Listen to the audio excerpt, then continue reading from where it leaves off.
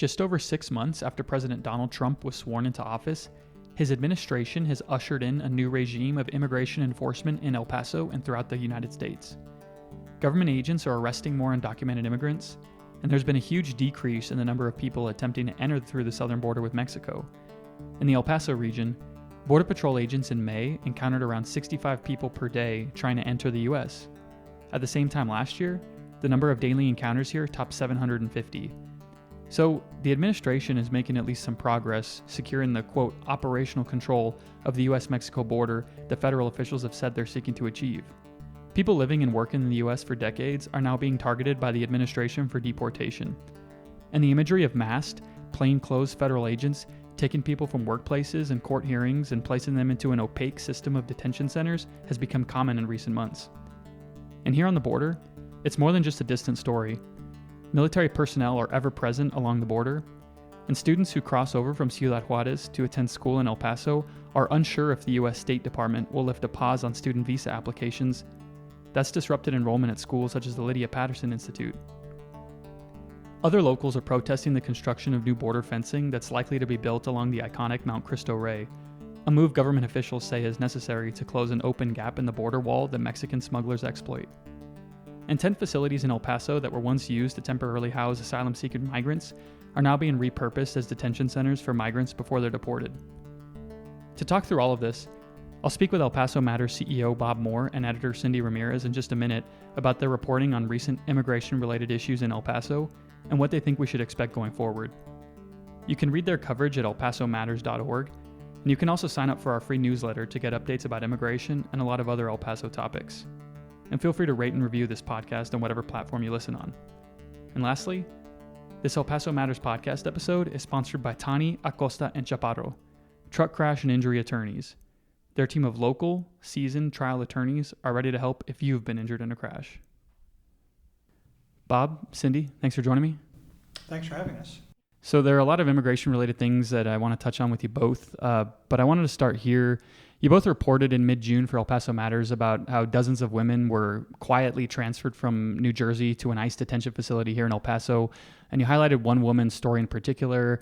She's from Ecuador, but has lived in the U.S. for over 20 years with authorization to work here. She married a U.S. citizen last year, and her 3 children and relatives are all citizens, but she was still picked up and detained by ICE last month. And so I'm curious if you can elaborate on her case and talk about your reporting and what it tells you about the kinds of people that ICE is now targeting for removal. Yeah, so this really is illustrative, I think, of who the Trump administration is going after, which are often like the easiest targets to get. And no serious criminal history with this woman. She did face an arrest that grew out of kind of a domestic issue where both she and her ex-boyfriend had restraining orders against each other. They wound up at the same restaurant after a court hearing. The ex-boyfriend called the cops reviewed the video, and she arrived second, so they charged her with violating the mutual restraining orders they had against each other. That charge was very quickly dropped and was referred back to a matter for the domestic courts, but ICE had been made aware of the arrest. The woman's family think it was the former boyfriend who made them aware, so she was arrested, and then before she could be released, she was taken into custody by ICE. This all took place in New Jersey. The families asked that we not use her name to protect her privacy. She was initially detained at a rather infamous facility that opened recently in Newark, New Jersey, called Delaney Hall.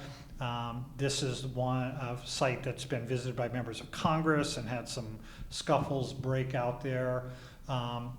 In June, there was kind of a disturbance or uprising, depending on who you talk to, that led to 4 people escaping from the facility. The day after, media could see a bunch of vans leaving the facility, but ICE would never talk about who was removed or where they were going. And we learned through the victim's family from the detainee's family after she was moved to El Paso where she had gone. And they reached out to us because they wanted people to know about what had happened. And so this woman and looks like several dozen others were taken to a facility in far northeast El Paso, right by the New Mexico state line, where in 2023, Customs and Border Protection set up what they euphemistically call a soft-sided facility. Some people refer to them as tents. I think Homeland Security rejects that description, but it's fairly accurate. And the Trump administration changed that from what had been a temporary processing facility for migrants shortly after they surrendered to Border Patrol into a detention facility used by ICE. And so we know that this woman and some others from the facility in New Jersey were brought there in mid-June. I know that this woman's sister told me she has since been moved to the Otero County or the Otero County Center, which is a privately run ICE detention facility where she's awaiting some court processes that she's going through.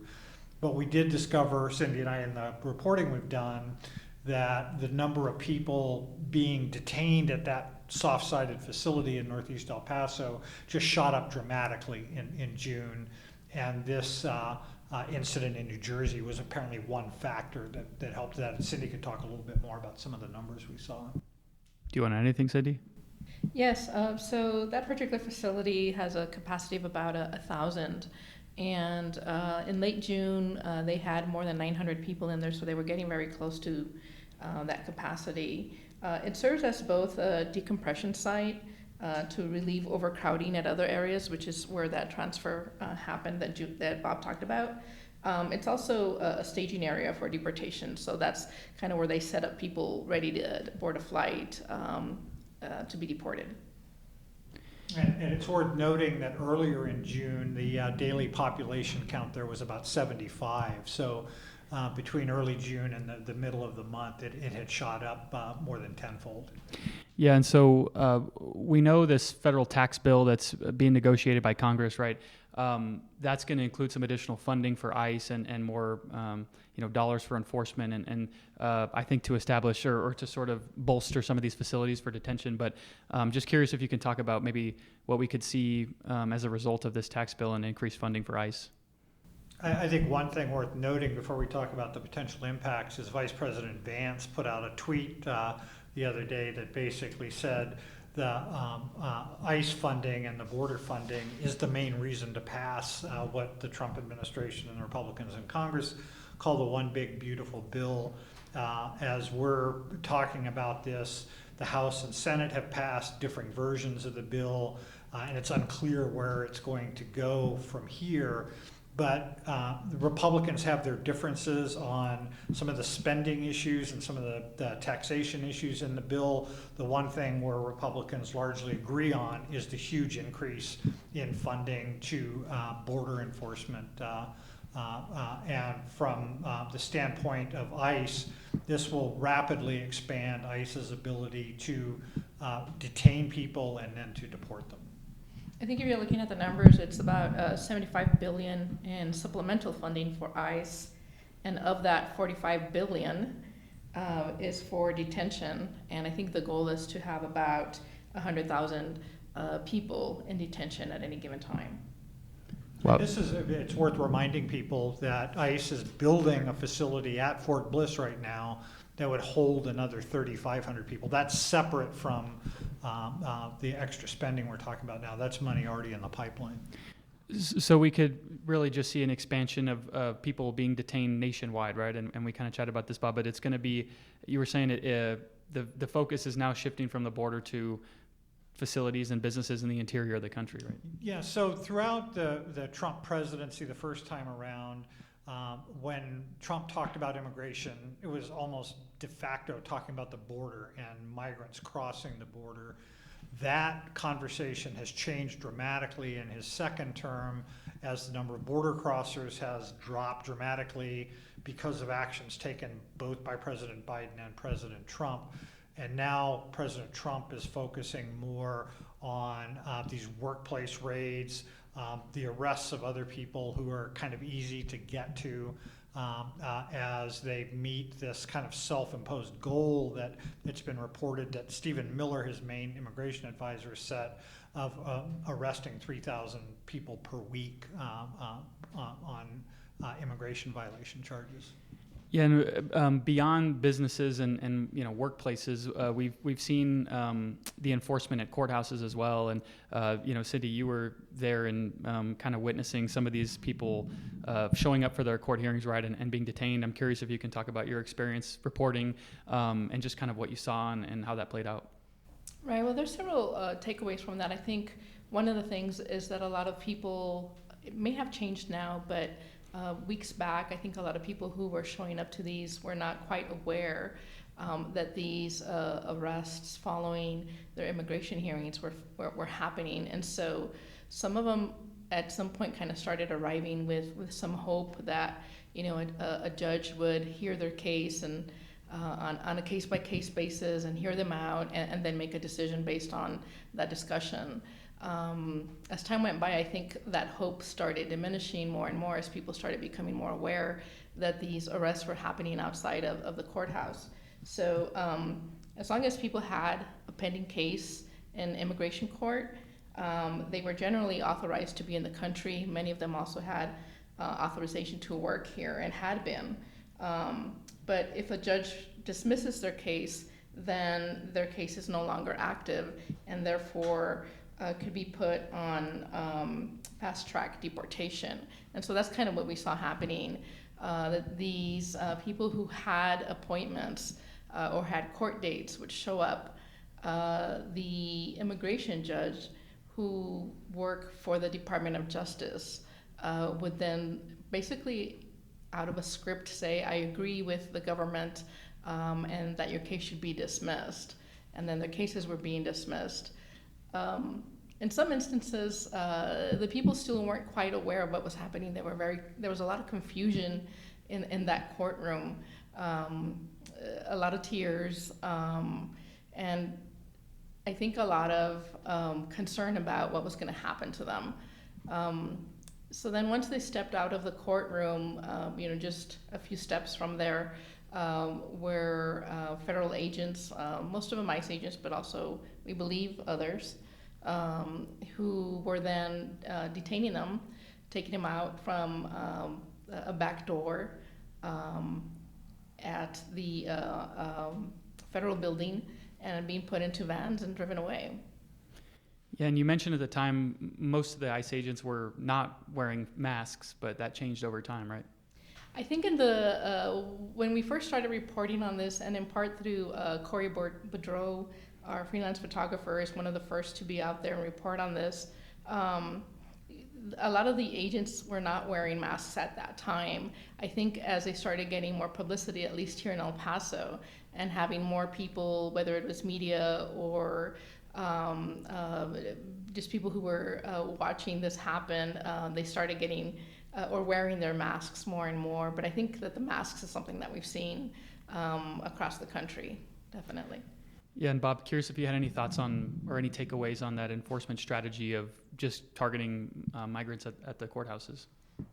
So it's part of an overall picture where, as the pressure has mounted on ICE to rack up numbers, they're going after the low-hanging fruit. People with court dates are super easy to get at, and as long as they meet the guidelines for what's known as expedited removal, which generally means they've been in the country for less than 2 years, the government knows where they're going to be. They're going to be at a courtroom on a specific date because they are keeping their promise to show up to court. Makes them very easy to get at. It's worth noting here that one of the talking points that you've heard repeatedly over the years is that people don't show up for their immigration report or immigration court hearings. They show up, and the government knows that, and so that's why they're very easy to get at.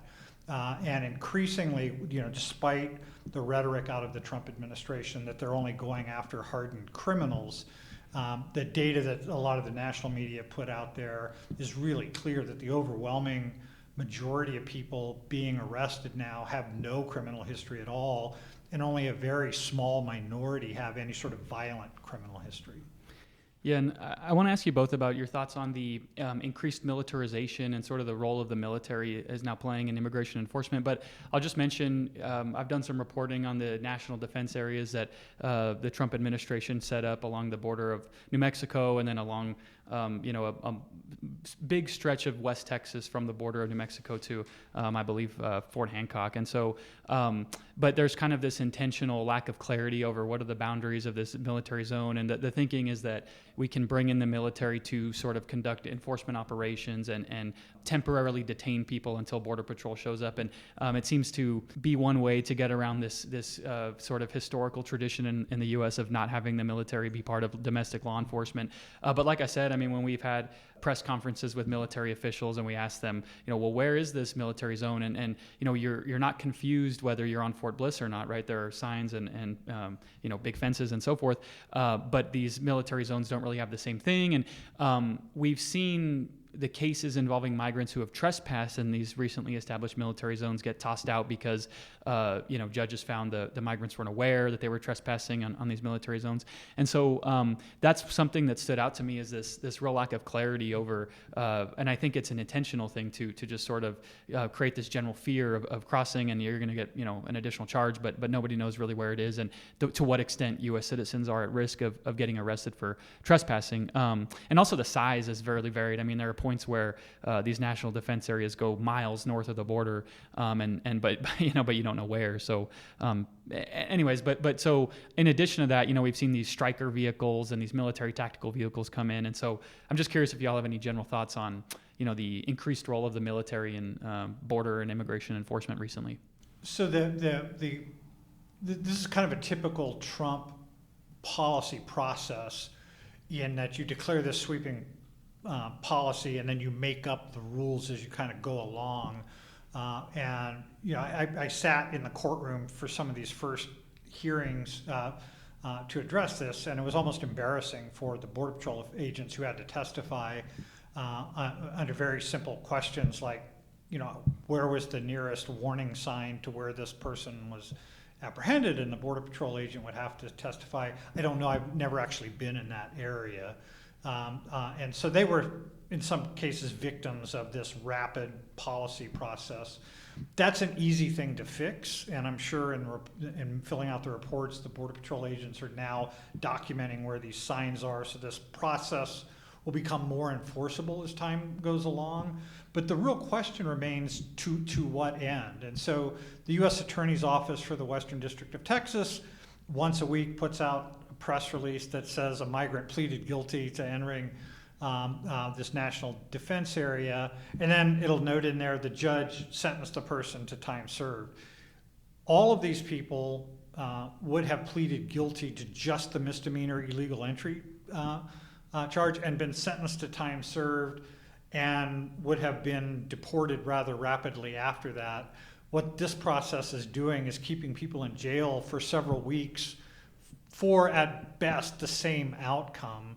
So it's not really clear what lawful process is being served here, but as you said, the main point behind this is to get around the Paso Matters Act, which is the law that basically says the military, except for very extreme circumstances, can't get involved in civilian law enforcement. And so they basically turn what previously had been a civilian area into a military zone, and that allows the military to operate there and, in theory, to make arrests. We have not, by the way, gotten any indication that the military is actively involved in arresting and detaining people. They are providing intelligence. They are providing this big deterrent force. That is just one more thing that's forcing people who are deciding to cross, which is at a much lower number than it was a year ago, forcing them to make much more dangerous crossings around these areas. Yeah, and Cindy, I'm just curious, in your experience covering the border, is this military involvement different or bigger than you've seen in the past? Well, I think another point to remember is that we had seen some of this happen before the federal government got involved with the state government, with Governor Abbott's Operation Lone Star. So we had already seen, the barbed wire going up, all these other kinds of barriers, the state National Guard deported, and they're generally out by the river with their presence there. So in some extent, militarization of the border kind of started with the state. I think this adds to that. I think it also added to the confusion as to, what roles people are playing. And to Bob's point, we still don't have a clear understanding of what everybody does. And so when you're talking now about the additional possible charges of crossing into this military land, so now you just have another layer of law enforcement that's creating more confusion out there for everybody from the time that people reach the river to the time that they are in court. Yeah, and I think we're seeing the potential of a new border wall being constructed on Mount Cristo Rey as well, just kind of below the mountain of this almost 30-foot tall statue of Christ. And so we'll see, potentially more, enforcement and actions there as well.